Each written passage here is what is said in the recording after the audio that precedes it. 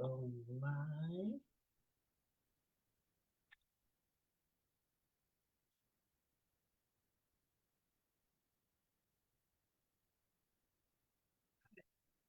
Okay, we are live here now. Yep, got it. Yep, I got it.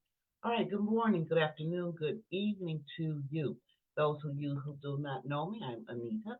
And this morning, afternoon, evening, I'm wearing my rare disease legislative advocate hat. And I come on once a month and share information about this very important issue. I want to, first of all, I want to say I have to give a shout out to the National Scleroderma Foundation. I attended a webinar.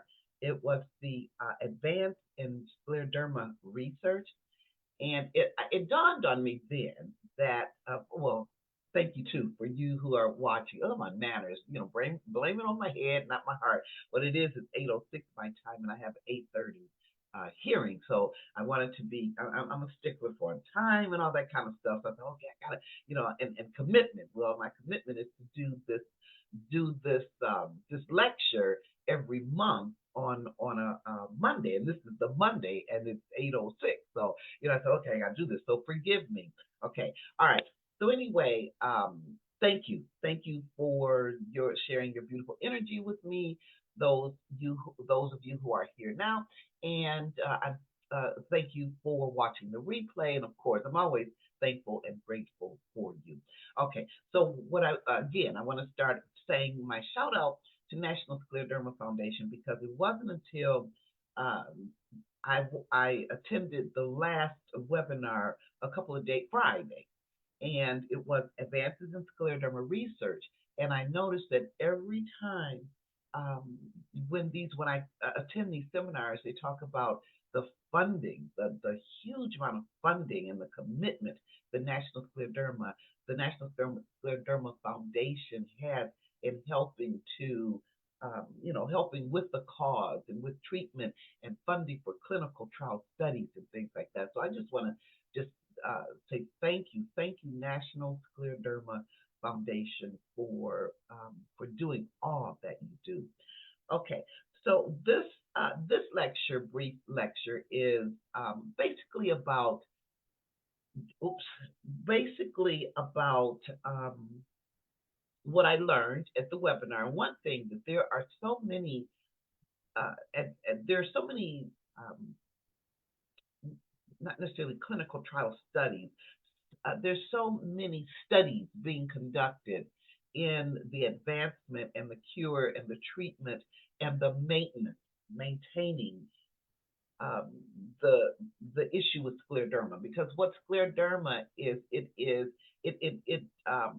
it it deals with the lungs. It deals with its fibrosis, and that means hardening, scarring of tissue, and that tissue mainly is the lung and the skin. And what happens is so much collagen is released and it's active. It just doesn't stop. It just keeps releasing, and we like that collagen. Every product is anti-aging. It's all about collagen. Get that collagen. We put and you can't put collagen in any products from what I understand. So that's okay, whatever. But what happens is that collagen continues to go. It continues to grow. It continues to be active, and along with that activity is the immune system, where our immune system, it fights off foreign invaders and different things like that. Those T cells, those warrior cells, those white cells, kind of thing. And what happens is that the cells no longer recognize what's supposed to be and what's not supposed to be. So those cells continue to be active too, and that is what produces the scarring of tissue. Because we're atom molecule, cell, tissue, organ. So everything within us, the most dense part of us is an organ, our skin. That kind of thing. All right. So these what what uh, what I learned in this webinar is that there's so much um, there is so much to be done, and I say praise God for those that are willing to do it, that are going, going into the field of research for rare disease or even research for any type of disease, disorder, condition, or syndrome. It takes commitment, and I guess that's what I'm here because I really didn't know. I was like, okay, this is my day, so what do I say, kind of thing. So thank you. I'm just, I'm just going on the flow on my heart.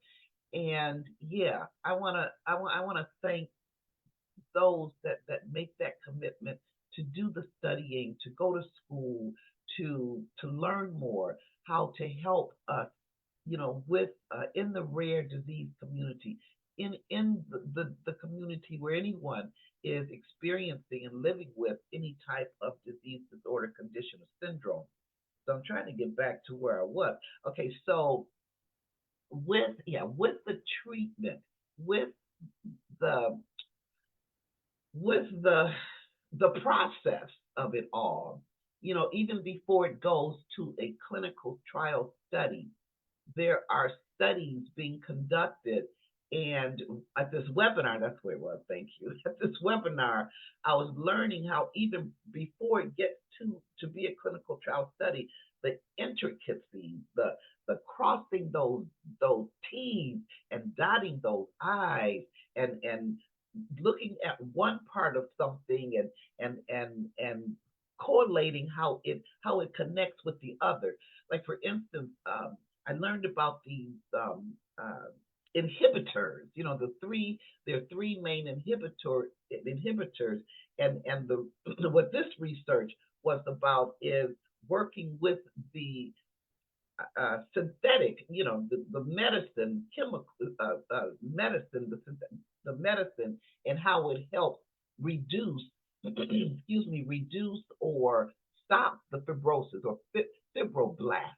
Too, that's another word for it, where that it continues to shine because that can be quite serious.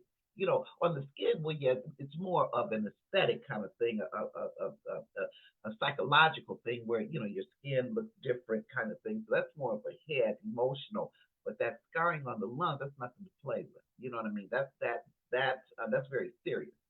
So uh, what I was learning is how each like one activity and what they call it a community, how one community may respond to a treatment.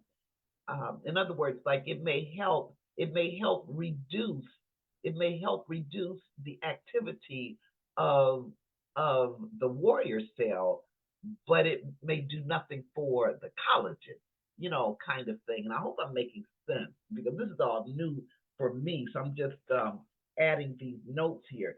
There was one in particular that I found very interesting, and they were dealing with it was epireculin, and I had asked because it sounded like that they're about ready to start a clinical trial study, but they said they weren't not as yet because of the phases of it, and they what this epireculin and forgive me epireculin what this does is that this is something that, and this is from Dr. Ian D. Odell from Yale University. He and his team, they're researching this epireculin treatment that um, he was saying that may not only reduce um, fibrosis may not only reduce it, but it can also may reverse it. That's huge because this is the first time that I've heard anyone or any type of information that I've attended where they're saying the possibility that it may be an actual reversal. So far, since I've been attending different platforms and different things like that, I've been hearing it's not, you cannot reverse it, but you can kind of reduce it and maintain it. There we go. That was talking about the maintenance.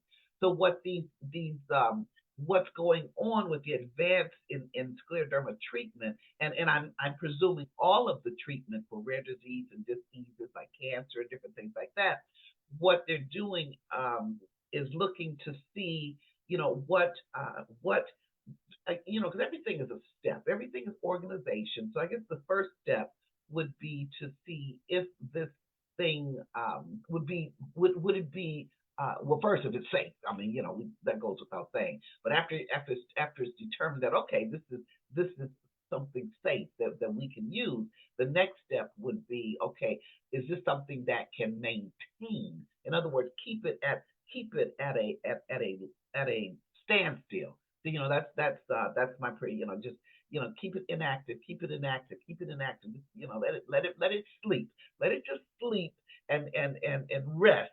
Not just let it. Don't let, I pray that it doesn't wake up and be active. Get a nice sleep and just chill. So that's what I'm starting to learn, and I also learned too of different types of clinical trial studies. I just found this out this morning, and this is good to know. So I guess what I'm doing, I guess I'm sharing this information for those of you, if you are one who are you're living with a rare disease or a disease, disorder, condition, syndrome. This is information that you may can use as far as if you're in agreeable to participating in trial studies. You can check with your healthcare physician, or I'm sure you have a specialist. I'm sure, and have engage in conversation with him or her about that. Well, what I was learning is that there are different types of clinical trial studies, which makes sense. One is the interventional trial, and that's more about a particular intervention or treatment. And then you have the observation. And the observation one is that, to find out what happens when people are in different situations. And I guess that pharmacokinetic would fall into play. And that's pharmacokinetic is how there are two, pharmacodynamic and pharmacokinetic. Pharmacodynamic, from what I remember, is how the medicine is interacting with our body, and then pharmacodynamic, the dynamics of it, and then pharmacokinetic is how it's actually manifesting within our body, like our muscles and in our organs and things like that. So, and these are the different types of studies. I'm not going to go too much into them, but maybe next lecture I will. Well, no, next lecture we're going to have the privilege of Josephine Rhodes. She is a cancer survivor, and she's going to be a guest next year in January, because I want to start including people on this platform to share information. So, okay, so we want to welcome Josephine. I'll say that again at the end. All right, yeah, because it's 8:18. All right, so there's prevention trials, screening trials, treatment trials, multi-arm, multi-stage trials, cohort studies, and I like that word. And I like that. I was happy to see cohort studies, because cohort is when you go into different groups. You know what I mean? It's a cohort. You have this group of people, and I'm going to do more research on this one, but I'm only assuming with the name that I like that putting people in groups, because one issue with clinical trial studies has been that most studies are or were. I haven't researched the recent study, but most of them were being administered or conduct or being administered on Caucasians, and this was this was not really beneficial for the BIPOC community because of different DNA and things like that. You know what I mean? So I like this. I like this. When I came across this cohort, I said, okay, this sounds good. This sounds really nice, because what I'm hearing is that okay, they're taking people in groups, which should be so that deeper understanding and deeper research and more viable and treatment can be created or produced, because now we're not just we're not just studying one group of people or involving one group of people. We are combining. We are bringing in the global community, and I like that. I really that works with me. So that's what I'm that's what I'm getting. And then you also have the case studies and double blind and blind. One thing I don't understand is, and I've spoken with many people about this. I feel one thing I do not understand, um, what double blind or blind study. That's when double blind is when the facilitator and the participant, they don't know if they're taking a sugar pill, placebo, or the actual medicine. And I'm told that that's to help understand what the medicine does. And for the life of me, I don't see how that, for me, I'm saying if I take a sugar pill, you don't know I'm taking a sugar pill. How in the world does that help you determine if the medicine is working? So I'm still at a loss at that one, you guys. I don't understand that. That makes total no sense to me. But I'm gonna keep, and even maybe I don't know. It's just something in me saying, I don't make sense. And then maybe another way, another type of study, perhaps can be looked at. Um, I don't know. Anyway, it is 8:21. I want to thank you for listening. I hope I made sense. I'm sure I rambled a little bit, but hey, that's what we do when we're talking, right? I mean, that's what this is. I'm not here to get no type. You know what I mean. I'm not here to be. Well, let me stop. Okay. All right. So I just want to say thank you again, and again next. Well, it is next this coming January next year in our new year 2024. We are going to have genuine Josephine with a J. She is going to be sharing information about her journey and just information about cancer. Again, she is a cancer survivor, and I'm still looking forward to having her on the show. And if anyone that would be interested in being part of this platform, on this platform during a lecture, please reach out to me at you can advocate Anita C at gmail.com. I'd love to have you join me. We're just sharing information. It's not very informal, that kind of thing. Just sharing information. All right. All right. So anyway, we know the journey in self recovery is absolutely beautiful, and I hope you know so beautiful, both he and she. So are you. So we're touching on that trust, especially coming up in January in 2024, because good things are happening. All we got to do is be ready and organized. But as you tap into you, I tap into me. We tap into we, because we know it is one love energy, and we are connected with that one love energy. So that means that we are connected with each other. When one rise, we all rise. When one fall, we all fall one way or another. All right, you take care of yourself and be safe. And the next lecture will be in 2024. So hope you have a wonderful, wonderful, dynamic way, loving, peaceful, prosperous way of bringing in 2024. Blessings, peace, and love.